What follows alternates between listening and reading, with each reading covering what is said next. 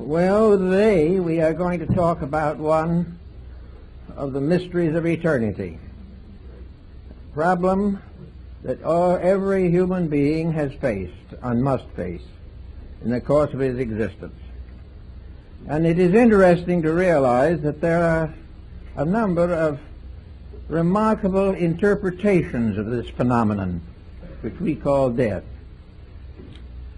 So in many cases, the idea has been that the afterlife was simply an extension of physical existence into an invisible realm. This was the idea of the Chinese emperor, who had clay copies of his court made in life-size figures, standing in rows to serve him in the afterlife. Now, he did not believe that those concrete figures were going to serve him, but he believed in a spiritual mystery involved, that after he passed into the other world, these concrete and stone figures would be living, that they would be alive and full size and would serve him, and that he was merely moving his court from the visible to the invisible side of life. Now in Egypt a similar practice was also followed, but with more symbolism involved. The afterlife of the Egyptian, the Elysian fields, or the plains of Amentet, were a beautiful facsimile of Egypt.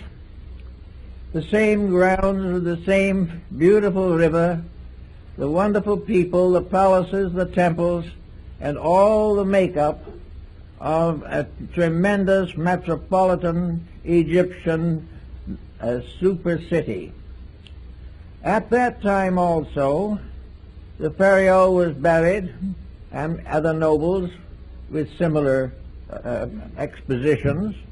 He was buried with miniature figures of all of his retinue, his court, and all of the valuable things that he needed to continue his life in the tomb.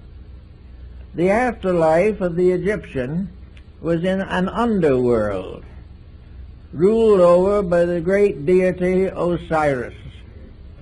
And this great deity, judging the quick and the dead, ruled over a wonderful realm beneath the earth that men could not see, but to which human beings passed after the physical decease.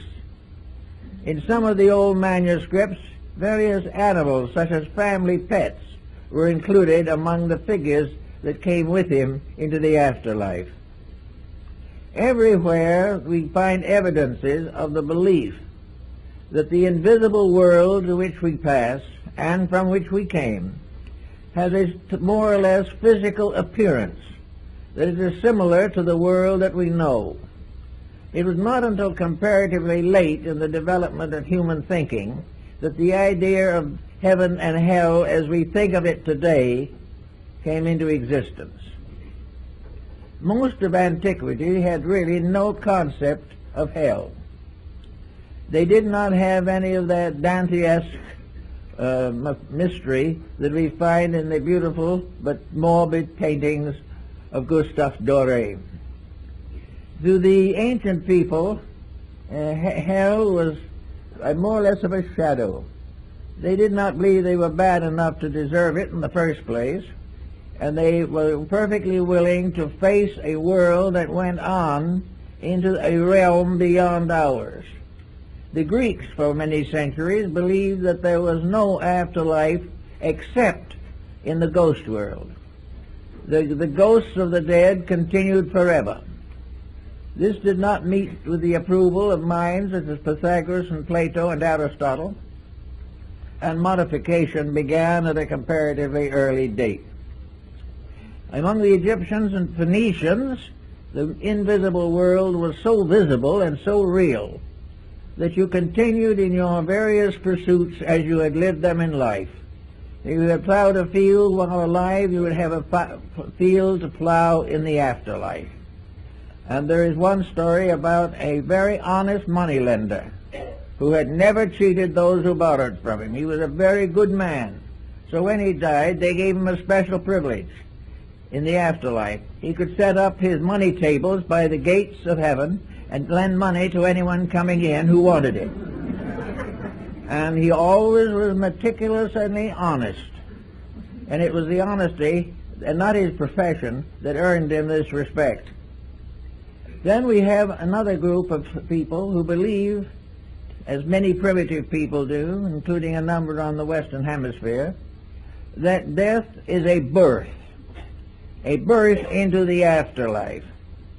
And many ancient peoples buried the dead in embryo position, so that the earth became the womb of the second birth. We find tombs of this kind on all the continents. We also have evidences that many of those who lived before us, at least, had a consciousness of being able to travel in the afterlife while they still lived. This is true of the American Indians of the Southwest. It was also true of the Irish. The Irish perfectly believed that certain of their sages and saints could go into the afterlife, and that they would be welcomed there, and they could bring back messages for those who needed guidance or assistance. It was not until comparatively late that the death took on the terrible appearance with which we have associated with. It was not regarded by the ancients as a misfortune. It was regarded as a simple transference of conditions. The individual did not change greatly by the transition, but he functioned in a different dimension of life.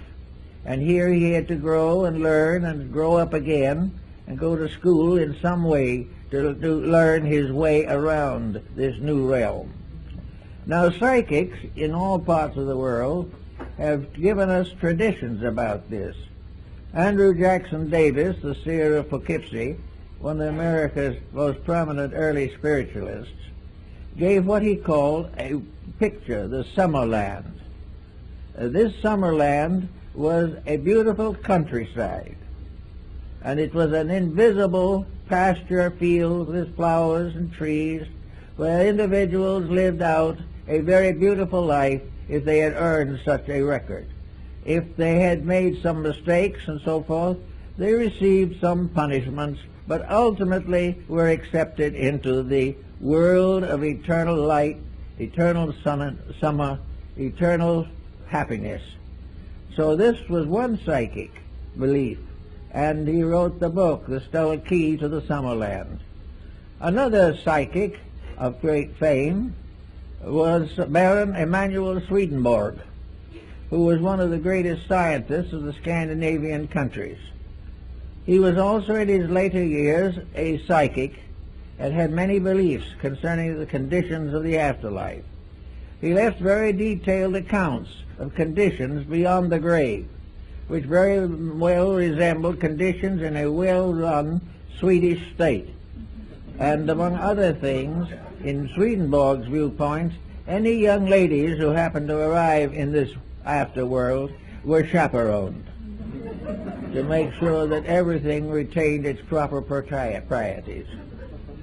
Now, we have constantly had psychics who have something to say about this type of thing, but have been strangely uncertain themselves. We very seldom have a psychic exposition in which the emphasis is how things are over there. We hear about famous people coming back to converse with the living, but it does not seem that any answers that they give clear the problem of life after death. The answers accept the problem, but they do not clear the path or the way or the circumstances involved in the transition. This seems to have been generally neglected throughout almost all psychic experiences. Jacob Boehme, the German mystic, had visions of the afterlife. His visions of this were very much based upon the visions of Dionysius Areopagus, the early Christian father.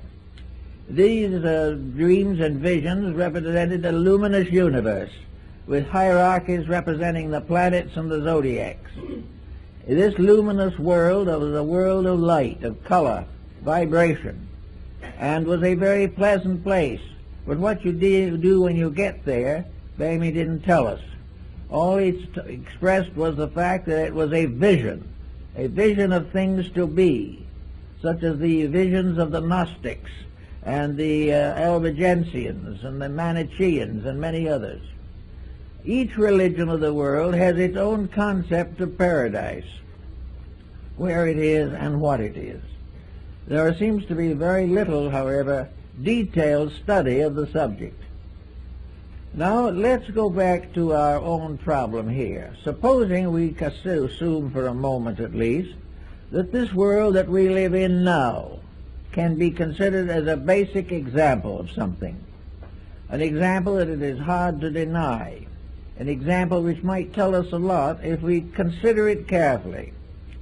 We know that life here begins with pain, begins with trouble, that most existence that we have here passes through stages of troubles and infirmities, that it only lasts for a certain length of time, and then in one way or another we depart. But there are a lot of things to think about in this. Why is this world, which was given to us according to Scripture as a garden, why did it get to be so troubled? Why is this planet, that presumably was invented, devised, or created for the purpose of allowing or enabling human souls to grow, why has it been in trouble since the very beginning? Why has this growth consisted principally of war and crime? Why does everyone who comes into this world apparently come into a sphere of sickness, disease, sorrow, and death? Is this part of a plan, or is this something that shouldn't be but got to be from other causes? Let us assume for a moment that the person living in this world is living in a highly conditioned condition, which he has probably in one way or another caused for himself. In other words, it was not intended that birth should be a problem of great pain, that the growing up and living through the various intensities of life would be an endless cause of suffering and mental anguish, or that sickness would dominate the careers of many, and that very often both birth and death were painful experiences. Is this due to the fact that such was nature's intent? Or is it due to the fact that humanity, in one way or another, has tried to take over nature, has tried to rule nature rather than obey it, has tried to create its own laws, and has set up a human autocracy in the midst of a divine one? It seems as though there is much to indicate that the troubles that we have are mostly not the result of the way nature put things together, but the way that we have readjusted and dodged them from one condition to another. We have juggled these factors, and we have mixed them up so badly that we have ended up with crime and war. Suppose, for example, the human being had not made these mistakes. Supposing he had obeyed the laws of life as they were given to him and revealed again and again through his sacred writings and the wisdom of his sages, we would say the human being was born in peace and in consolation, that there was no back heredity, there were no deformities, there was no hereditary sickness, disease, emotional incompatibilities, broken homes, from which the individual had to come. Suppose that was eliminated. The result would be a very different type of person. A person not necessarily wise, but a person endowed with the natural gift of the world in which he lives. He would be endowed with the simple fact that he could exist happily and comfortably, and for the most part in good health. Now, most of our problems probably arise basically from bad health. We become toxic or disturbed emotionally. We gain all kinds of problems which we assemble and struggle with, And we find that this span of 60, 70, 80, 90 years through which we passed is largely a confusion caused by ourselves. And two aspects of that confusion that come into focus with us at the moment are, due to this confusion, birth is painful. And due to this same condition, death is painful. Now, it's not necessarily true that that was what was intended, but that is what we have done about it. We have taken natural laws and so misused them, distorted them, and ignored them, that we have brought down upon ourselves a mass of troubles which were not necessary and which were not intended by nature. Nature did not intend man to come into a world of miseries, suffer, and depart in pain. These conditions are due to human action and thought. We are now fighting in our communities a whole series of such problems. We are fighting narcotics addiction, alcoholism, tobacco addiction. We are fighting all kinds of laws and rules relating to wealth, power, and ambition.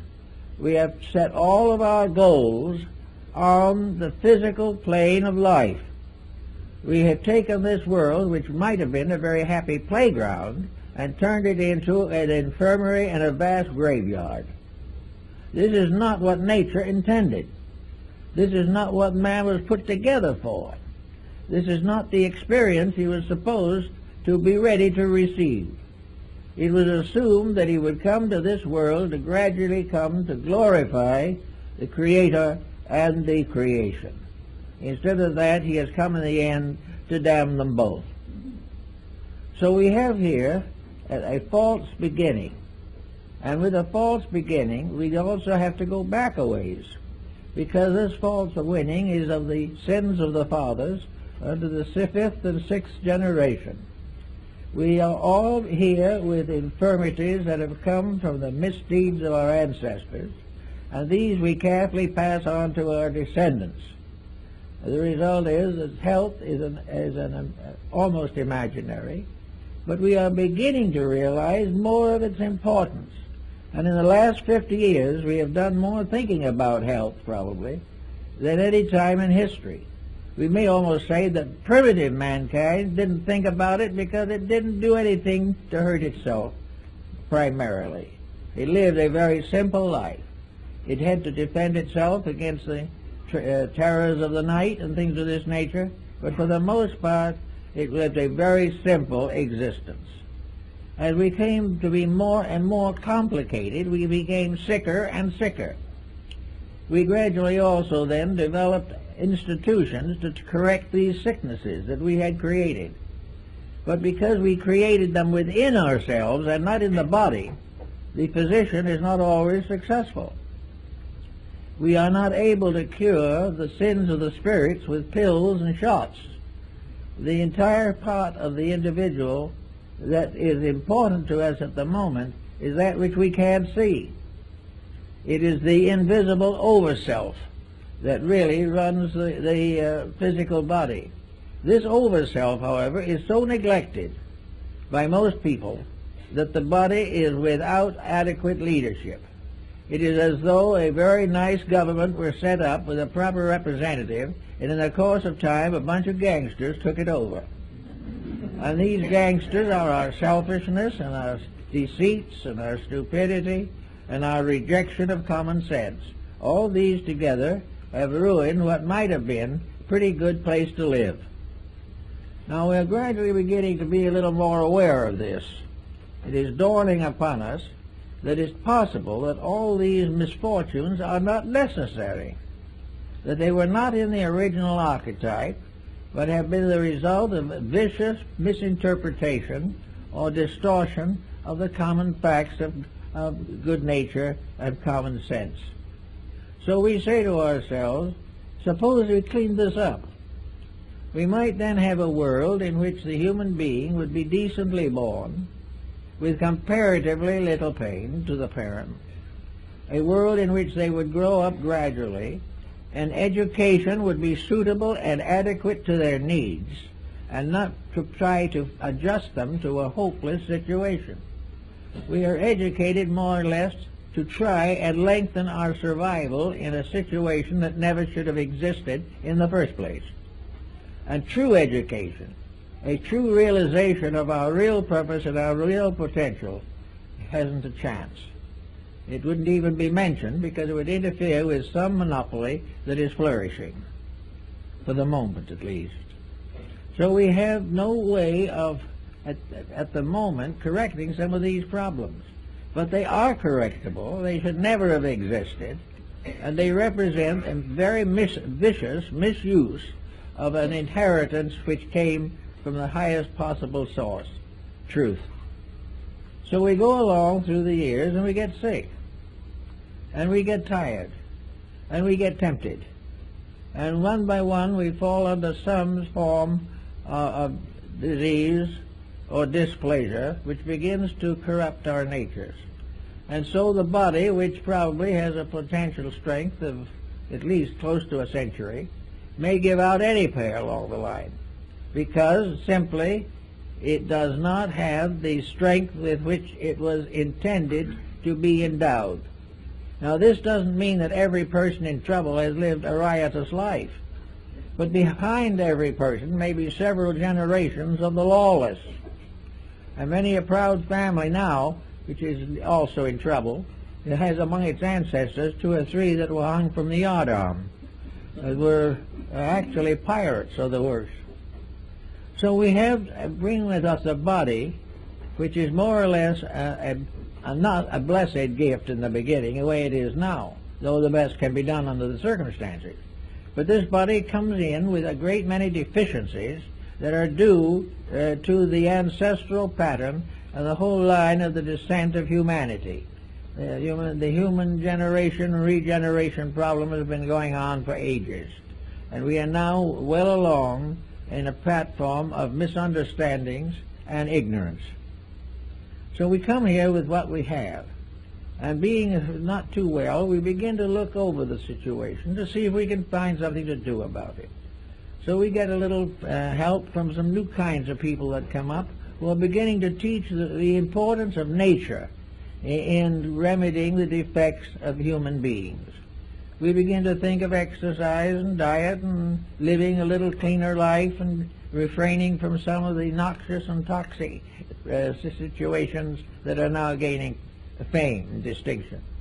But the moment we try to improve, we hit upon some pattern where someone is making a good profit by our not improving, and then we have difficulties again.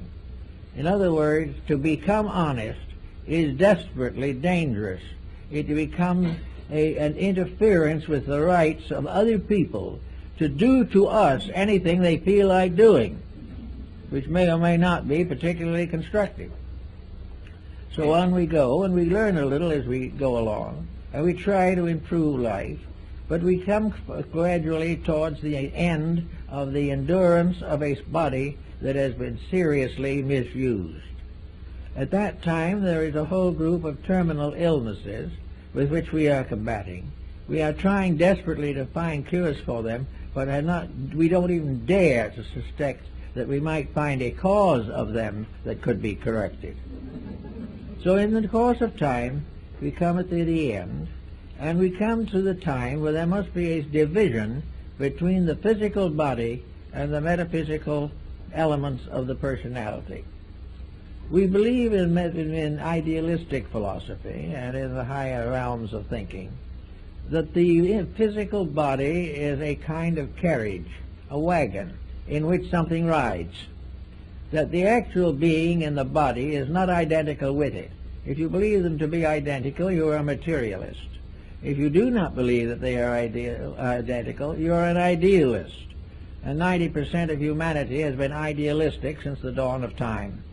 Very few peoples have ever come to maturity who believed that the individual died at the grave. Nearly everyone has had some philosophy of survival. And without this philosophy of survival, there seems to be no incentives to rise above the misfortunes of the present state. In other words, if you're miserable here, but you do the best you can, perhaps somewhere else you're going to get a better chance. Many nations have also gradually developed the concept of reincarnation as an answer to the infinite problem pattern of growth. It is perfectly obvious that the average person in one body as we see them now in incarnation cannot be perfect. We know definitely that we cannot know everything. We cannot be everything. Certainly we try to have everything, but very few make it. What we really are is growing creatures in a midstream of life. We came from something less and we're growing into something better. And this growth obviously is not completed in one life. The individual who makes a modest gain must be considered a success. Those who ignore the whole thing can be rather much failures. So not being able to be perfect now, the doctrine of reincarnation comes in and is probably now accepted by something like a third of the population of the earth. It is believed because it is the most reasonable answer to a long-range plan in nature. It is also the only description or the only solution that rewards sincerity and helps the individual to outgrow his own weaknesses and infirmities. If reincarnation is a truth, then comes another question, which is related to the original one. If this is true, where is the being when it is not incarnate? The Oriental peoples take the ground that incarnations are normally and honorably about 1,000 years apart. Under certain conditions, these figures can be modified and changed, and in cases of very advanced persons, the time is shorter. This is because they are more needed here to do the things that there are not too many available to accomplish. But if we have reincarnation, where is the individual between incarnations? There have been discussions of these, and someone says they may be in Devakan or someplace in the heavenly world, or according to Ptolemy, up somewhere in the zodiac. But these are very faint and uncertain indications. There does not seem to be any real map of the life cycle other than a diagram and words.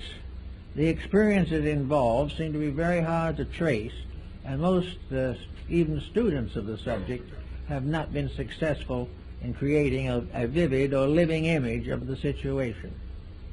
So we have to wonder a little bit about what is the other side of this coin. Where and what are the invisible parts of nature? Flood, the Rosicrucian mystic, and several others have speculated carefully upon this, and they have followed the idea or viewpoint that man is composed of a series of bodies, that he is not just a physical body, nor is he just a physical body and a spirit. He is not a physical body and a ghost. He is a compound creature constructed internally to function in more than one dimension of space.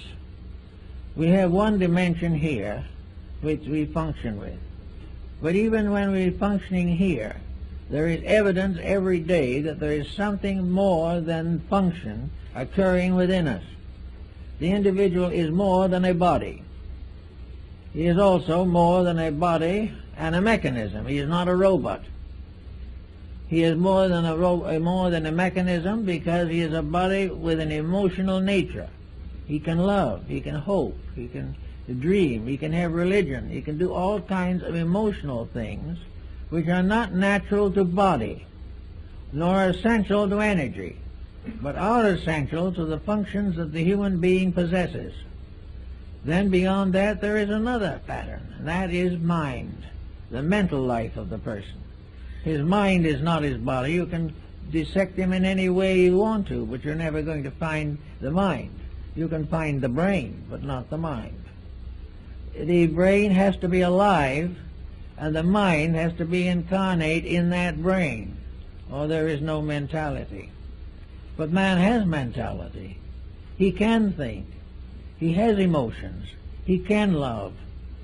He has vitality. He can win at the Olympic Games. And he has physical establishment, which we call the body, which he keeps in the house and sends to work every day. These different things are part of man. They make together a person. And these four parts are all more or less vehicles, instruments to be used by something, to do something. Now the mind is not a divine thing. It is simply a dimension of existence necessary to thinking. But thinking is not the highest faculty of man. There are all other kinds of higher faculties. And most of all, this whole chain of bodies, like beads, this chain is strung of many beads upon a single thread, as Emerson tells us, and that this thread he calls the overself, or the soul. Now the soul seems to be the master of the mystery. The soul seems to be that thing in man which does not limit him to any of the dimensions of his physical sensory perceptions. The soul permits him to hope and to dream. It permits him to ensoul thinking, ensoul living, ensoul emotion. Without this ensouling, these various faculties are sterile. And this is one problem that we have, where humanity spends all its time working with the bodies and forgets the soul. We have a group of sterile organisms and organizations which have no vitality, no reason for existence. Hope, ideals, and the greater, nobler emotions of religion and personal consciousness are all part of something above the mind. And this the ancients like to call the soul, which was the master of the entire cycle of human growth. Now the soul, as Emerson tells us, is a part of divine nature. It is part of something that ensouls all things, so that we can say without exaggeration that the world is itself a soul from which a body is suspended, that this body contains of several levels of management, and various creatures have different degrees of levels. There are some creatures like plants who have only the growth dimension. There are others like animals who have the emotional development. And there's finally man who has the mental development. But this is added to the others, making him a composite being with 4 levels of availability.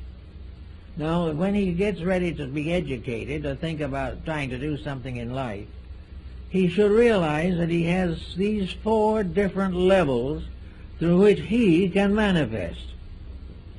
Now, he isn't his mind, nor his body. It is an inhabitant. It is a leaser. He can't own the body, but it can lease it for life. It cannot possess anything, but it can use whatever it wills to accumulate honorably.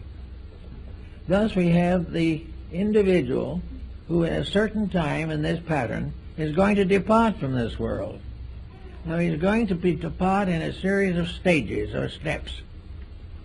And this is shown in some of the mystical alchemical diagrams. The death cycle, therefore, begins with the discarding of the physical body. This physical body departs from all of the extremities of the body and finally centers in the heart.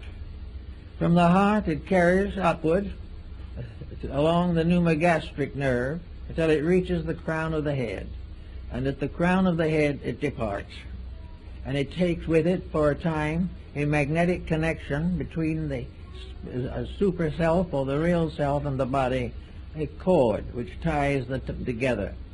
This is an umbilical cord for the afterlife. Just as it was necessary to have it for the child before birth, so afterwards this cord connects the entity with the body, so that if shock or something of a special nature, suspended animation, should occur, death would not follow unless the cord breaks. And this is the cord that is broken at the cistern in the Bible. But anyway, this cord ties the being to the body. When this is broken, the being is in the land of energies. It's in its next body, superior to the physical one. Here it is in a world of energies. In these energies, also, it passes through a series of experiences. The vital or energy body resembles very closely the physical, and is therefore subject to all the rules that govern physical body, but invisibly. After a certain length of time in which the consciousness extracts from the body the records of an embodiment in order to estimate growth and to guide in the larger directive of the complete composite, this body of shadows or vital energies is discarded also. As it does not disintegrate immediately any more than the physical body. The only way it can be disintegrated in the physical body is through cremation or something of that nature. Otherwise it must slowly decline by decay. The same happens in connection with the energy body. It does not disappear immediately or vanish and fade away. It passes through a kind of death in which it becomes an empty body, a shell from which the soul or the higher nature has departed. This becomes what is known in psychic phenomena as the ghost. This is the part that lingers until it slowly fades away, sometime over a period of many years. But it is no longer the person. The person is long gone. The person in the meantime has gone into the emotional sphere of itself, the aura of its field. And here it is having another series of complete experiences. For in each case the entity passes through a process of birth, growth, maturity, and decline. And in each case its cycle of life is determined by what it has learned from the lower vehicles or brought down from the higher ones. Gradually, therefore, the entity goes upward through these different worlds, which are often referred to by the ancients as heavens and hells. Hell being nothing more or less than to inherit an etheric or vital body that was no better than the physical one when you were in it. In other words, the physical body was infirm because of abuse. The etheric double is infirm because of abuse or neglect. And in these experiences, the individual passes through rewards and punishments, which, however, are not eternal. They are not in the form of great damnations, but like the experiences of material life, are the results of things done and things undone, through which the entity has to gradually grow, extract the essence, and build this into what is called the soul. So all the experiences of an embodiment are precious, they are preserved, they are protected, and they continue. And here also we have the basis of the Akashic records, and the records of actions, and the records of other times, and the records of our planet itself are all preserved in these various strata. Then gradually the individual dies out or fades out of the emotional life. In each case, except the physical, it is a going to sleep. And Hamlet, in the soliloquy, Hamlet says, he's referring to that in sleep what dreams may come. In the sleep of death, what dreams may come. This is a very good key that has been generally overlooked. So after that we go up to finally the mental, the mind. And here we have the coordinator who takes everything, or which takes everything, that has been learned and digested and assimilated, and builds it into the full record of an embodiment. In this embodiment, the record is a conscious one from below up. The passing from the body out upward to the higher vehicles is a conscious experience. The descent of the entity from the mental down to the physical is usually experienced in a condition of sleep or unconsciousness. from which the being awakens at the time of birth or shortly before that. Now we know that the birth physically has been preceded by a whole series of previous experiences which do not record as far as the physical world is concerned. But many of these experiences may be available to an entity before physical birth. They're available as factors in the development and consciousness of the entity. So we have, instead of heaven and hell, we have a life cycle. A cycle that goes on to one grade after another until finally it fulfills itself. In other words, a life. We say a lifetime. A lifetime is really a word applicable to the whole cycle. A lifetime is the length of time it takes to pass from the state of unembodiment down through embodiment and back again to unembodiment. This is one lifetime. And this is the period of time in which the alchemy of the transmutation of experience is consistently and continuously going on. And it is this that makes our entire pattern of life real and valuable.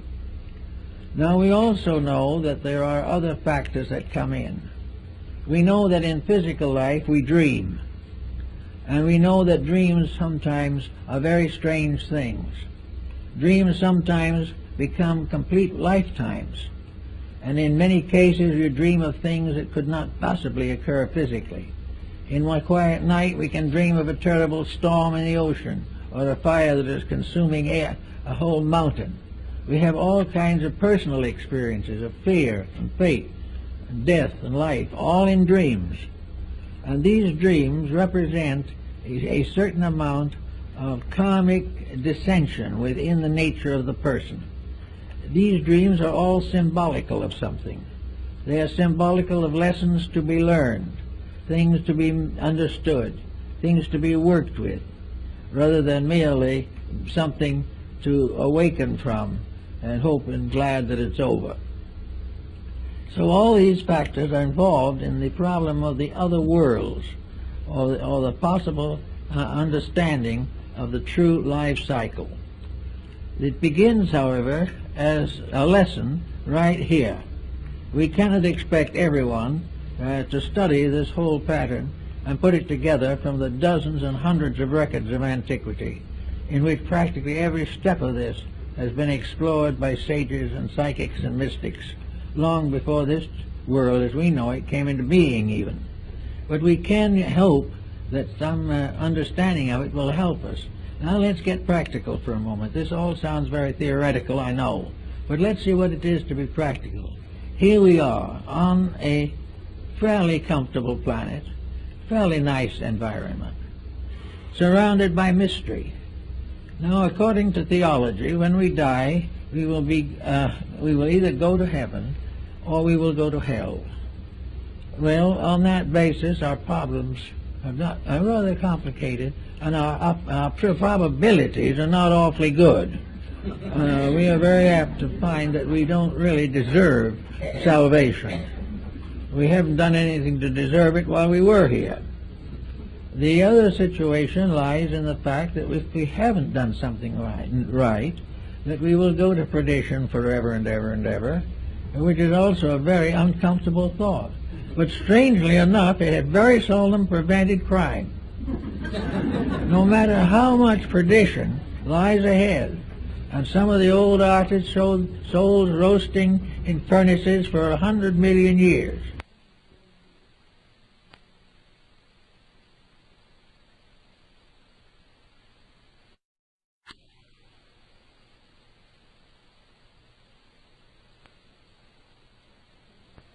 That particular cult from going out and picking someone's pocket or killing someone he didn't like.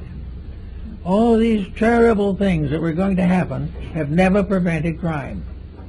They have never really slowed it down much.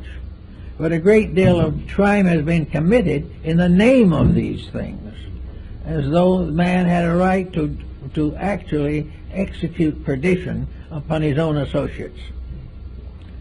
So as long as this wasn't the way it seemed to be intended, we gradually outgrew the idea of eternal salvation and eternal damnation. It just didn't seem to fit into any kind of a plan. It did not make any contribution to the progress of things. If it had been intended that man be created perfect, it could certainly be assumed that this could be accomplished by any power great enough to create the cosmos. If we were to be perfected, there would be certainly built-in factors by which we could receive the inevitable impulses which a deity could bestow. Rather, we were sort of shipwrecked on an island and left to do the best we could. But the reason for that was also obvious. If we did achieve, we achieved ourselves and not by dependence on something else. Growth was a personal experience of unfoldment, and if somebody tries to grow for us, they grow, but we do not. So the whole problem of the beginnings and endings of these things could not be solved by the mere theological concept of eternal punishment or eternal reward. This being left out of the pattern, we come to the point made by Socrates in connection with wisdom. When he finally took the hemlock for refusing to pay a small fine, which his own disciples offered to pay for him, but this fine he considered unjust, and he would rather die than be a victim of catering to injustice. So, before he died, he said to his disciples, "I'm going out now, and I'm going on a journey, and it's fine. I'm perfectly happy about it. Two things are going to happen to me. Either I'm going to cease forever. There will be no Socrates. There never will be anything. Nothing that I've ever done will be remembered by me. The only things that will remember are those that come after me and read or study. I cease. On the other hand, there's another alternative. Maybe I do not cease.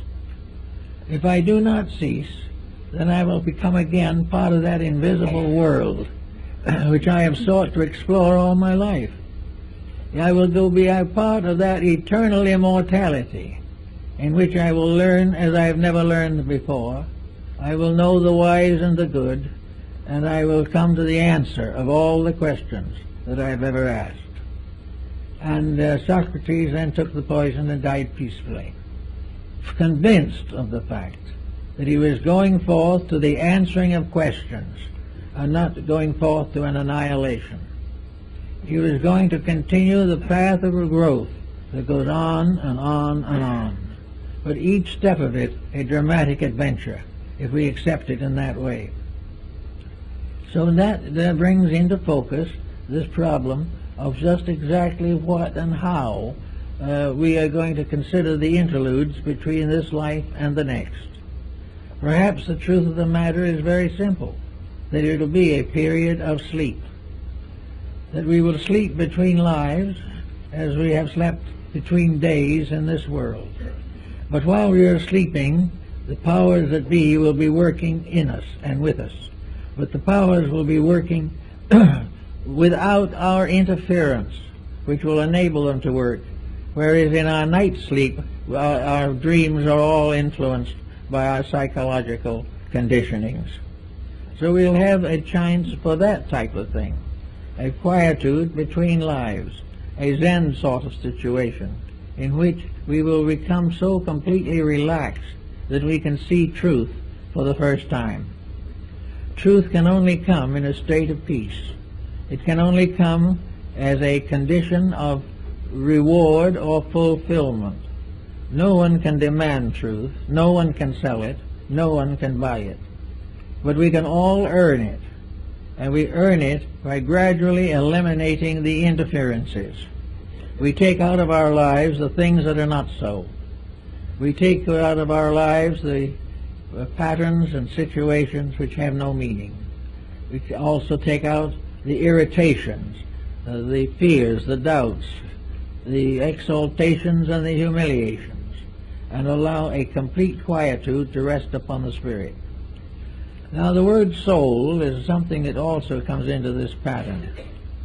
The word soul was used in antiquity largely to represent a combination of enrichment of the spiritual strength of life with the rewards of incarnation. The soul is the wedding garment of St. Paul in the book of Apocalypse. It is the vesture of experience. It is all that we learn becoming the great ornamentation of ourselves.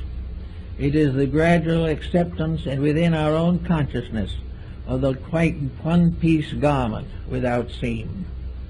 The soul is the result of the cycle of incarnations. Embodiments build soul, for soul is the truth behind each thing that happens to us.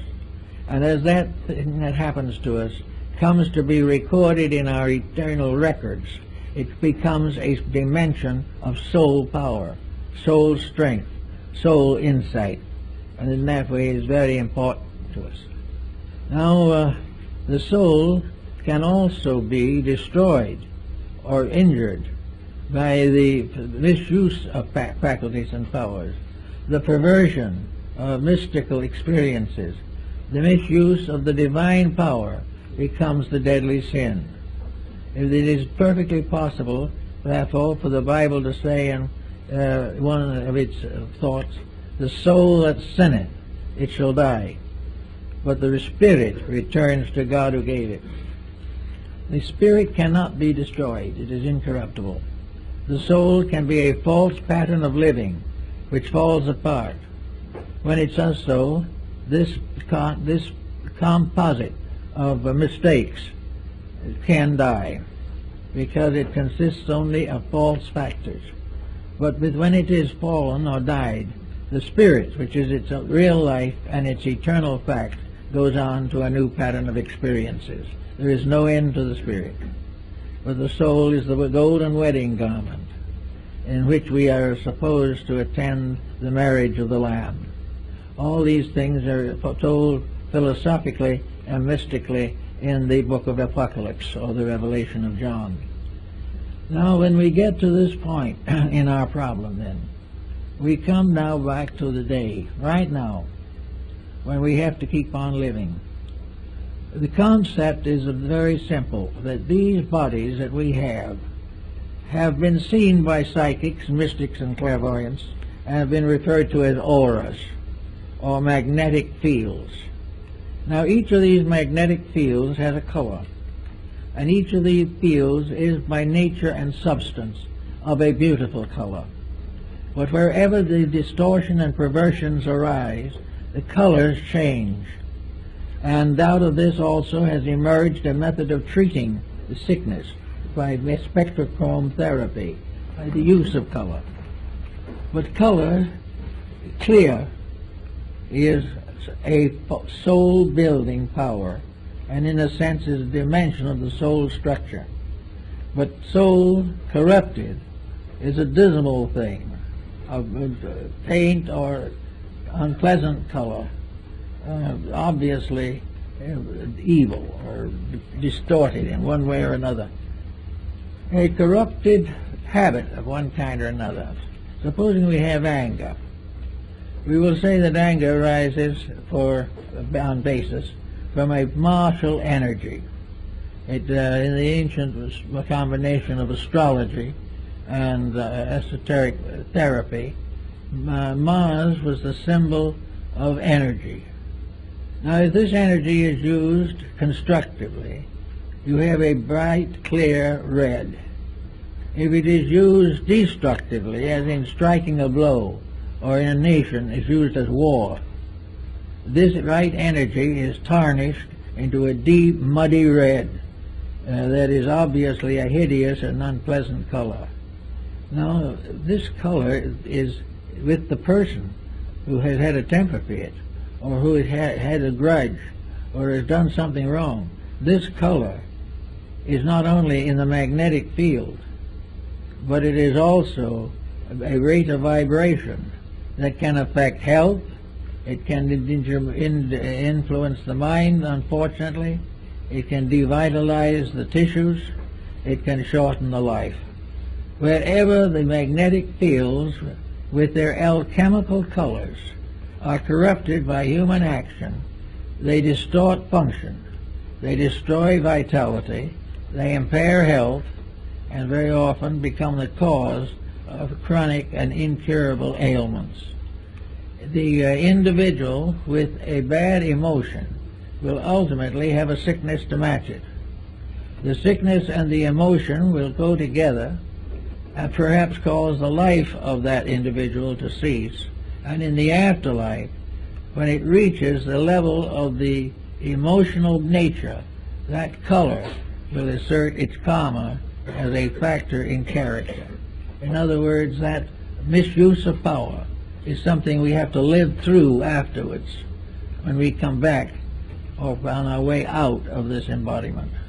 Wherever we store up poisons in the magnetic field through the misuse or perversion of facts and truths, we get this danger of going through the kamalokas, as the Tibetans call them. Those are the after-death experiences in which we have to cleanse ourselves from the various mistakes with which we have discolored the psychic fabric. All these things can be worked together into a system of thought. We don't need to tell what it is or how we got it, but we can start in early life and with people to recognize the great pattern of health is the individual learning to use his entire organism and abuse no part of it. If that goes on, gradually the entire complication of life ceases. Little by little the problems solve themselves. They will not be immediate. We probably have too much karma hanging over from some other past time that we have to clear up. But ultimately, the individual who becomes constructively integrated will recover from the evils from which he has suffered. It will affect his re-embodiment, the circumstances and conditions of a new environment. It will protect his present environment, and it will create strong constructive bonds between the individual and the society to which he belongs. There's no answer, therefore, to the after-death state except to deserve what might be termed a paradisical or peaceful afterlife. In other words, what we should do is drift pleasantly on a great stream of life through the cycles of recapitulation until we come down again into re-embodiment. If there was no wrong in us on the ascent or in the cycle, there would be no pain, there would be no suffering, and we would find growth and fulfillment to everything that we really want. So while we probably can't change all these things all at once, we can start in by kind of picking up little things that we might not want to face later. If we think if we don't face them here, they're gone. But this is optimism. The mistakes we don't face here, we will have to face there. We have to face ourselves. We have to support that which is right, and we have to cast off that which is wrong. And this is true also of the dope peddler and the dope taker, the alcoholic, the immoral individual. Everything that is basically wrong, we will have to face. And the ancients, realizing that we have to face these things, caricatured them into monsters, demons, evil spirits, and filled an invisible world with malignant ghosts. But these ghosts are only unfinished business.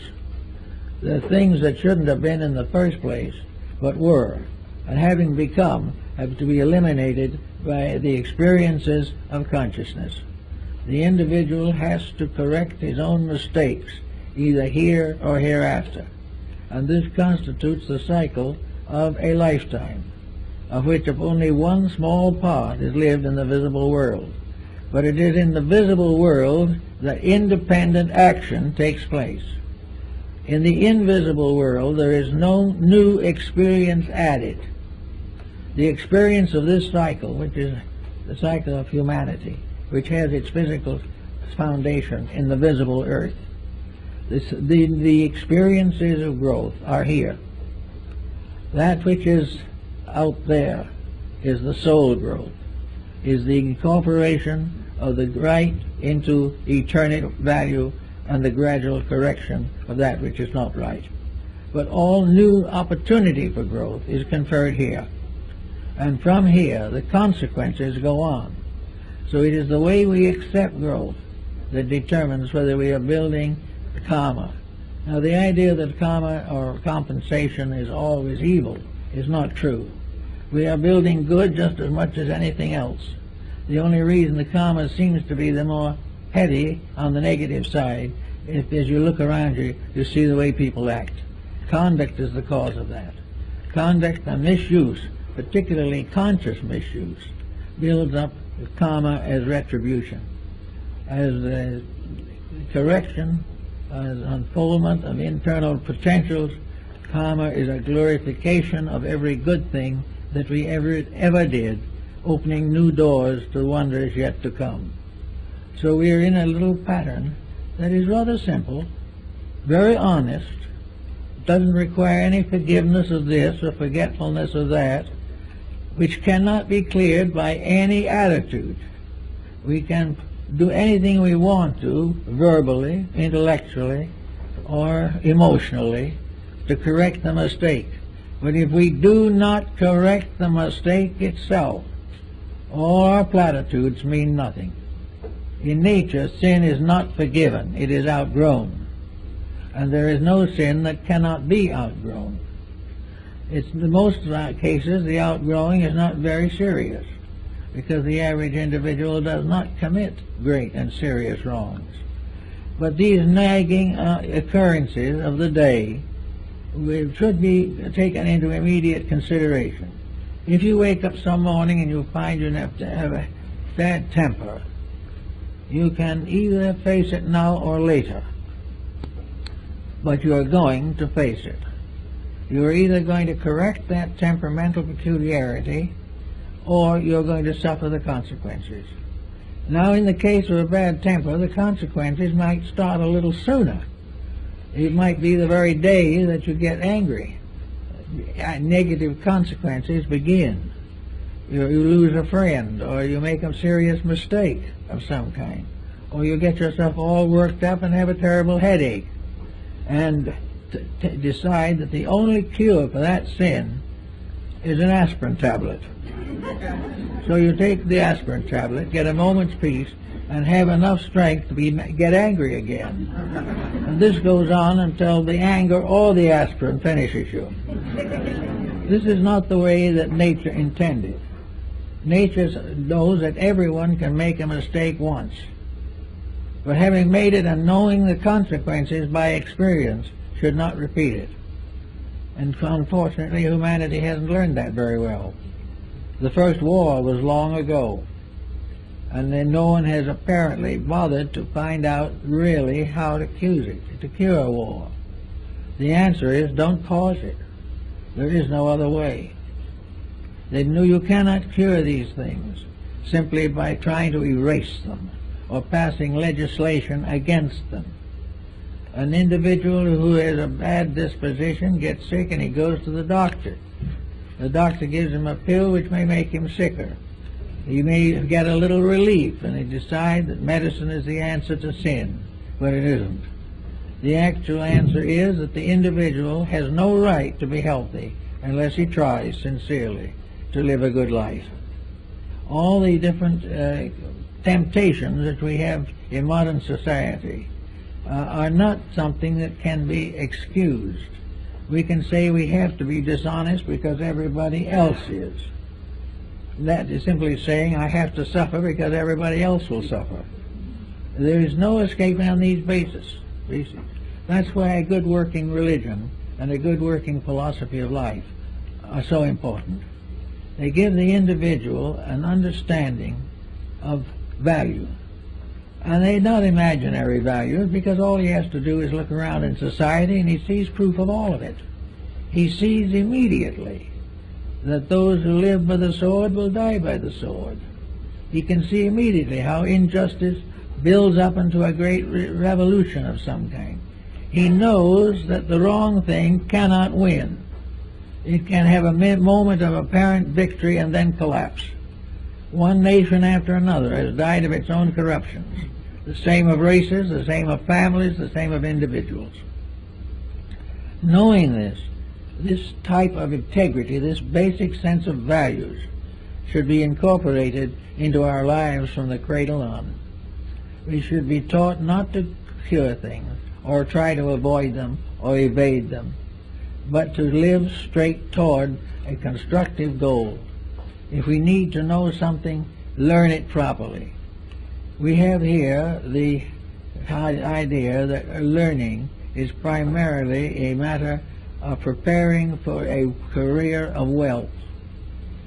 Now, wealth itself isn't bad. The career of wealth isn't bad. It is the abuse of the career or the abuse of the wealth.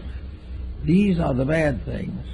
And the mysterious little factor in it that must not be overlooked is that wealth gives a larger opportunity to do it wrong. In other words, the temptation of wealth is more than the average person could stand anyway. But it only confronts those who have assumed that wealth was the source and cause and final of all success. The temptation is too great. Therefore, all things in moderation. As the Oracle of Delphi said, in all things not too much. We must guard against the danger of our own weaknesses. We have to realize that we should only have what we can use wisely.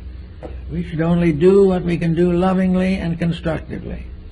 All the so-called faults and foibles that we nurse so carefully and have so much fun with do nothing but destroy us. So the cycle of life goes on. If you want to follow the idea of the old Christian reward and punishment, you can if you modify it somewhat. If you have a life in which you see and know that you're making a mess of things, then you must expect punishment. But it isn't punishment in the sense of a divine bookkeeper dealing out a sentence for your mistakes. The punishment is inherent in the mistake itself. When you do it wrong, pain is inevitable. If you think wrong, the thoughts are bound to be dangerous. If you are over-ambitious, you will struggle and finally be destroyed by your own ambitions. It isn't something else punishing you. Much of karma and much of the cycle of life can be seen here. That which is beyond being seen here is part of the larger cycle, the cycle in which the carry into the invisible causes which cannot be corrected or are not corrected in the physical life. They have to be corrected. We have to learn from embodiment. And if we cannot learn while we're physically alive, we'll learn in the afterlife. We will learn the lesson regardless. There's no possible way of escaping it. But the nicest thing is to realize we can save ourselves a lot of trouble here, and will refrain from hurting other people, or as nations will not afflict other nations, if immediately upon our inner understanding we begin to live according to what we claim to believe. Now, actually, there's nothing very secret about this. Actually, every major religion of the world has exactly the same teaching. They have it in a little different words, but the same teaching. In all cases, the golden rule is in over 40 different religions. The simple friendliness and kindliness of human relationships is applauded everywhere. There is no religion that actually requires or demands the individual to break the brotherhood of man. The religion does not do so. Some of its interpreters, for personal advantage, try to make it fit into their ambitions, but it doesn't. Actually, the average person belonging to any one of the religions of the world, including the primitive, will find the same general rule applying. Do right and be right. Do wrong and be wrong. Do that which is good and grow. do that which is bad, and penalize yourself. The proof of all faith is in the practice thereof. And in our day, the interval between the faith and the practice is too great. It's more great than it ever was before because the temptations are greater. And we try to conceal the values by overlooking them or denying them. But the average person who is out making trouble for himself and others is someday going to face the tribunal. This tribunal is not a group of long-bearded judges. This tribunal is that the individual has to ultimately face himself. And the longer he waits to do it, the more unpleasant that meeting is going to be. But we all have to come finally face to face with ourselves and realize that in ourselves we are the source of most of the sorrow that we suffer from. So this other way of the world, may be in dream and in vision. They may saw a beautiful world of light and color. Even in passing out, he says last words were, "It is so beautiful." And in many cases, though, there are visions. And in some cases, someone like Andrew Jackson Davis could have a vision of an afterlife that is a beautiful valley with little farms and cottages and happy people. Those are symbols that arise in our own consciousness. But an afterlife that causes us fear, an afterlife that threatens us with damnation, is nothing. The threat is nothing. The individual breaks the rules just as he broke them before. You cannot frighten him into a state of grace very long. Occasionally you can prevent a single incident, but for the most part, in his daily life, the individual will break any law of nature which bothers him, which forces him to change his ways. He will keep his ways and the laws will be broken. But sometime in the never, never land, he's going to have to face these laws. The universe is an immutable instrument, created by an eternal reality. It is eternal in its scope and in its purpose. We must all go on and face the pattern of life for which our created universe was formed. We all have the same journey. We all have the same demands. We all have the same requirements in ourselves. We all have to be right. There can never be peace in our heart, tranquility in our homes, or peace in the world until we are right. Until we are right, we will be nagged by our own infirmities. We can see this now politically, scientifically, economically. We have not yet, however, seen it in ourselves and realize that we are also an economic and a political entity.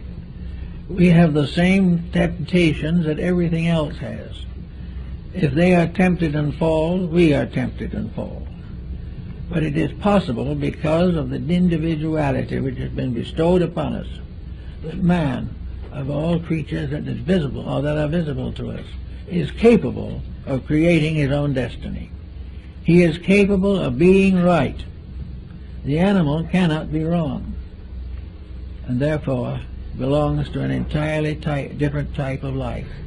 But the human being has the right to be right, has the eternal power to do that which he should do, to keep the rules and to assist to build a civilization based upon these rules. He has a right to build a magnificent world and cooperate with the divine power in the advancement of all living things. He has the right to work for principles, and if he is properly rewarded, he is a true and faithful workman who is well worthy of his wages. But he does not have the right to accumulate simply for the sake of accumulating or of exploiting somebody else. He has no right to accumulate what he cannot take with him. But while he is accumulating things that he wishes he could take with him, he loses them. And the power to accumulate, which was wrong, is the thing that goes on. It is not what he has, but the motives that made him get it, that he must face in the ages to come. So it is much better for him to get ready for this at a reasonably early time, and to see all these things through the light of inner understanding. There is nothing to fear in life except the tendency we have to compromise. If we can recover from that, we will have a much better world than we have now, and we'll be able to look forward to a better one. And any little mistake that we can erase at this moment will not come up in the final examination. And it's much better for us to catch it now and have that little pleasant feeling that we have grown, that we have done something worthwhile. And by having this feeling, have the proper reward and respect for life. If we believe in God, we must believe that the divine power is worthy of our respect. We must also realize that it is worthy of our obedience. And as we look around us, we can see pretty clearly what disobeys and what obeys. If we cling to that which obeys and refrain from that which disobeys, it won't be long before this old world will look a lot better. And we will find that it is perfectly possible for our planet to go on for a long time and build up a population of 50 billion, and everybody will be happy and everybody will eat regularly. It is selfishness, corruption, on the belief that if we do these things badly, when we die, we do not exist.